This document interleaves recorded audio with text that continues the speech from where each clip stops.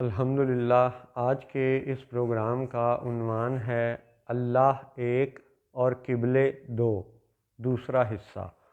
اعوذ باللہ من الشیطان الرجیم، بسم اللہ الرحمن الرحیم۔ الصلاۃ والسلام علیک یا سیدی یا رسول اللہ وعلی ازواجک و اصحابک و آلک یا سیدی یا حبیب اللہ۔ الحمدللہ لاہور شہر میں آج بروز ہفتہ 27 ربیع الاول شریف 1445 ہجری اور 14 اکتوبر 2023 عیسوی کا دن ہے۔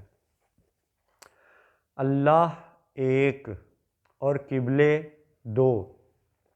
کچھ اعداد ایسے ہیں جن کی حقیقتوں پر بڑی لمبی بحث کی جا سکتی ہے۔ بہت سے لوگوں نے پہلے ہی اعداد پر، نمبروں پر ایک اچھا مضبوط دلائل کے ساتھ فلسفہ بیان کیا ہوا ہے۔ ایسے ہی ایک اور دو، یہ دونوں اعداد ایسے ہیں کہ جو دلچسپ ہیں۔ مثلاً یہ کہ پچھلے پروگرام میں بات ہوئی کہ اللہ ایک ہے، واحد ہے، تو اس نے اس روئے زمین پر دو قبلے کیوں مقرر فرمائے؟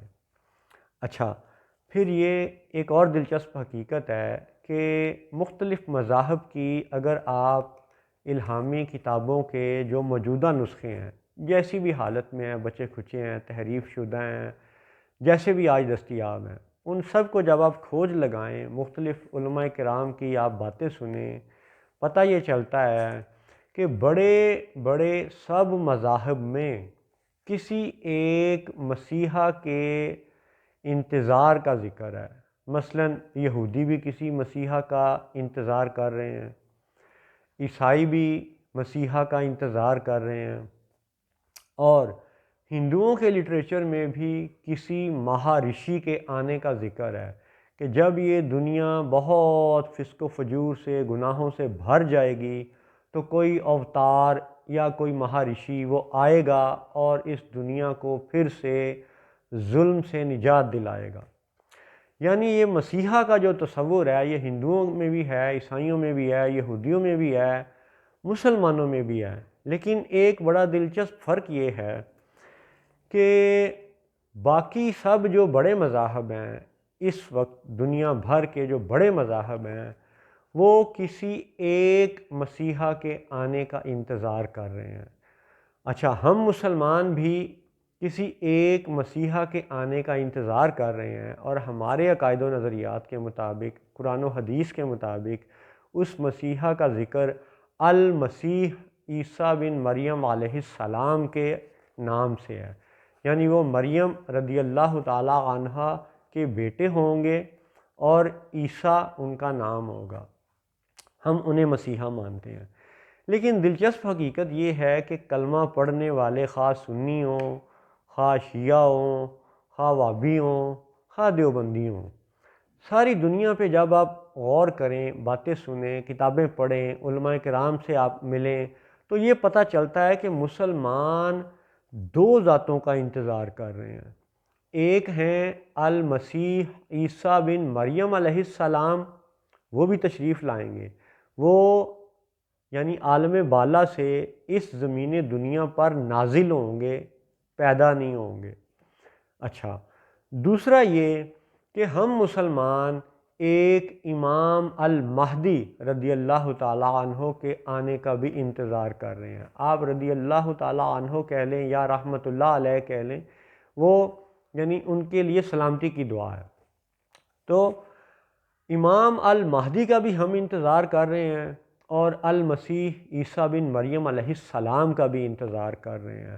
تو اب آپ یہاں پہ پھر یہ دیکھیں کہ باقی مذاہب ایک مسیحا کے منتظر ہیں، اور ہم مسلمان دو ذاتوں کے منتظر ہیں، المسیح عیسیٰ بن مریم علیہ السلام اور امام المہدی رضی اللہ تعالیٰ عنہ یا رحمت اللہ علیہ کے۔ دونوں ذاتوں کے آنے کے ہم منتظر ہیں۔ تو اس کا مطلب ہے کہ ہمیں دو کے عدد پر ذرا پھر سے غور کرنا پڑے گا کہ خالص توحید اصل میں ہے کیا۔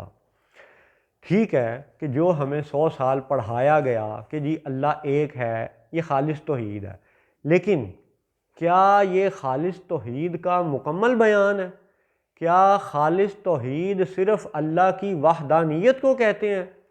اگر ایسا ہے تو پھر آپ یہ غور کریں کہ جب اللہ واحد تھا اس شان میں کہ اس نے ابھی کسی مخلوق کو پیدا نہیں کیا تھا، وہ جو اس کی شان تھی، جب کچھ بھی نہ تھا، یہ لفظ تھا بھی نہ تھا، اللہ تھا، تو وہ اس کی ایسی کمال شان وحدانیت تھی جسے اس نے خود بدل دیا، یعنی خود اس میں کیا تبدیلی پیدا کی، کیا ایک نئی بات کا اضافہ کیا، یعنی نئی بات کو پسند کرنا، بنانا، تخلیق کرنا، یہ تو خود اللہ کی سنت ہے کہ اس نے بالکل واحد ہوتے ہوئے مخلوق کو پیدا کیا اور پھر مخلوقات کو پیدا کیا۔ اب جب آپ غور کریں گے تو اللہ واحد ہے، ایک ذات ہے، اور پھر باقی سب جتنی بھی مخلوقات ہیں، ہم ان کی کاؤنٹنگ کی بات نہیں کر رہے، جتنی بھی مخلوقات ہیں ان سب مخلوقات کو ایک گروہ شمار کیا جائے تو مخلوقات کا ایک گروہ اور اللہ تعالیٰ ایک ذات۔ اب کمال نہیں ہے کہ اس نے خود ان مخلوقات کو نیا تخلیق کیا اور ایسا تخلیق کیا کہ اب وہ مخلوقات تخلیق ہوتی چلی جا رہی ہیں۔ آج 15ویں صدی ہجری میں، 21ویں صدی عیسوی میں آج بھی مخلوقات پیدا ہو رہی ہیں، انسان پیدا ہو رہے ہیں، چوزے پیدا ہو رہے ہیں، باقی مخلوقات پیدا ہو رہی ہیں۔ تو بات یہ ہے کہ اس نے بالکل واحد ہونے کو ہمیشہ کے لیے پسند نہ فرمایا، بلکہ مخلوقات کو تخلیق کیا، اور پھر ایسا تخلیق کیا کہ اب آئندہ ہمیشہ کے لیے مخلوقات رہیں گی۔ اب کبھی بھی وہ اللہ تعالیٰ دوبارہ اس شان کو بنانا یا قائم کرنا پسند نہیں فرمائے گا کہ مخلوقات بالکل ختم ہو جائیں اور بالکل پہلے کی طرح اللہ واحد رہ جائے۔ اب آئندہ ابھی ایسا کبھی نہیں ہوگا۔ یعنی یوں سمجھیں کہ یہ زمین دنیا، یہ نظام دنیا، یہ نظام کائنات، یہ سب کچھ قائم ہے، جنت دوزخ وغیرہ سب کچھ ہے۔ ایک وقت آئے گا کہ جب اس نظام دنیا پر، اس نظام کائنات پر قیامت برپا ہوگی اور بہت سی چیزیں موت کا ذائقہ چکھ لیں گی، یہ مخلوقات تباہ ہو جائیں گی، فنا ہو جائیں گی۔ پھر جب حشر میں دوبارہ مخلوقات مبعوث ہوں گی زندہ ہو کے، پھر وہ یعنی وہاں میدان حشر میں پہنچیں گے، حساب کتاب ہوگا، جنتی جنت میں، دوزخی دوزخ میں چلے جائیں گے۔ پھر ایسی ایک بعد میں ایک ایسی کیفیت آ جائے گی، وہ آراف کا میدان یا آراف کی حالت، اور پھر حتمی فیصلہ، جنتی جنت میں ہمیشہ رہیں گے، دوزخی دوزخ میں ہمیشہ رہیں گے، یعنی مخلوقات اب ہمیشہ رہیں گی۔ اب کبھی ایسا وہ وقت نہیں آئے گا کہ اللہ بالکل واحد رہ جائے، ایسا نہیں ہوگا۔ اس کا مطلب ہے کہ وہ جو بالکل ازل کی اس کی شان تھی، بالکل واحد ہونا، اس نے اس اکیلے واحد ہونے کو خود پسند نہ فرمایا اور اس نے مخلوقات کو تخلیق فرما دیا، اور ایسا تخلیق فرمایا کہ اس مخلوقات کو ہمیشہ ہمیشہ کی زندگی دینے کا وعدہ اس نے اپنے ذمہ کرم پہ لے لیا۔ یعنی اب وہ مخلوقات کو موت کی صورت میں یا قیامت کی صورت میں فنا تو کرے گا، لیکن اس کے بعد پھر مخلوقات ہوں گی، پھر دوزخی ہوں گے، دوزخ ہوگی، جنتی ہوں گے، جنت ہوگی، لیکن مخلوقات کبھی ختم نہ ہوں گی۔ امید ہے کہ اتنی گفتگو سے ہمارے نوجوانوں کو، ہمارے بچوں کو خالص توحید کا یہ پہلو بھی سمجھ آئے گا کہ اب آئندہ کبھی بھی اللہ اکیلا نہ ہوگا، مخلوقات ہوں گی، اور یہی اس کی خالص توحید کا خالص پن ہے کہ وہ جس کو جیسا چاہتا ہے چن لیتا ہے۔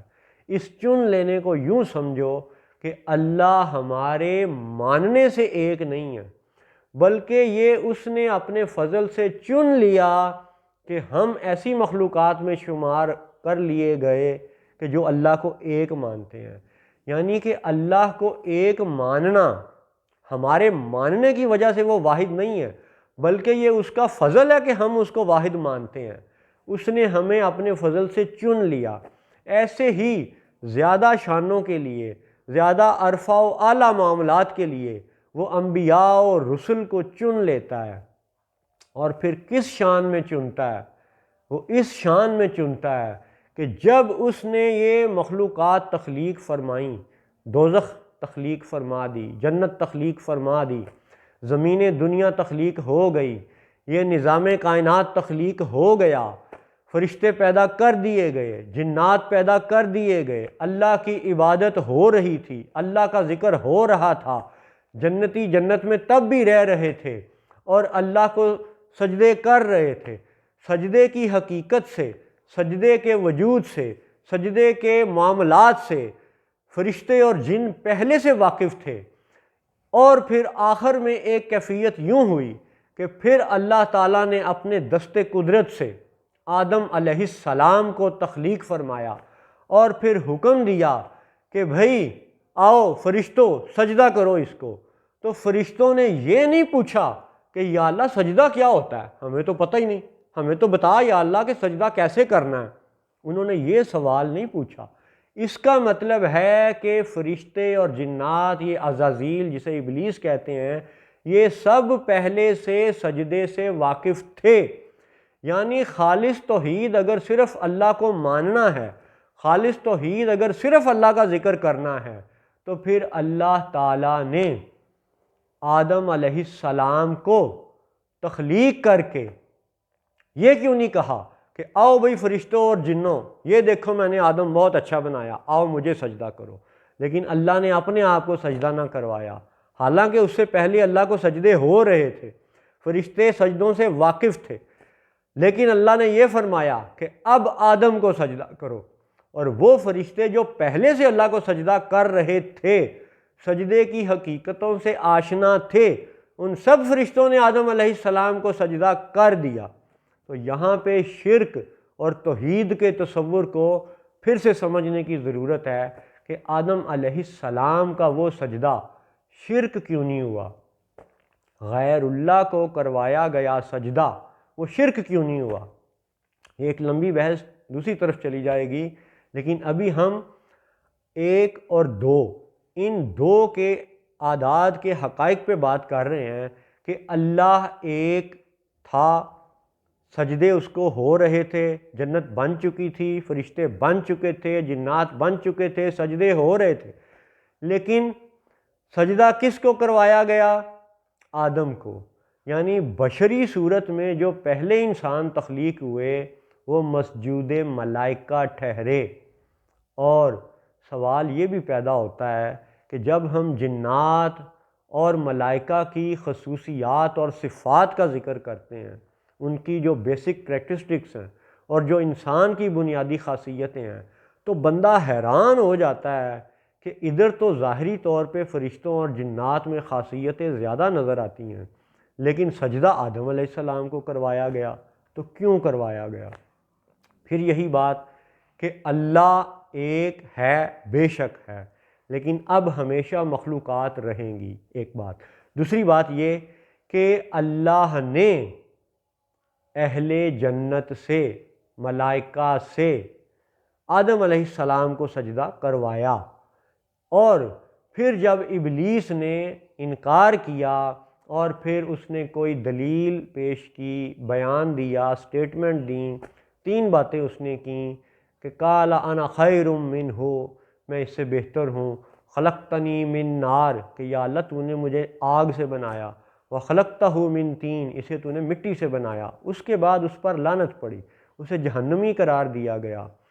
اور اس سے یہ بھی پتہ چلتا ہے کہ جہنم اس وقت بھی تھی، اسے جب جہنمی قرار دیا گیا، ورنہ وہ یہ کہہ دیتا کہ اچھا جہنم کیا ہوتی ہے۔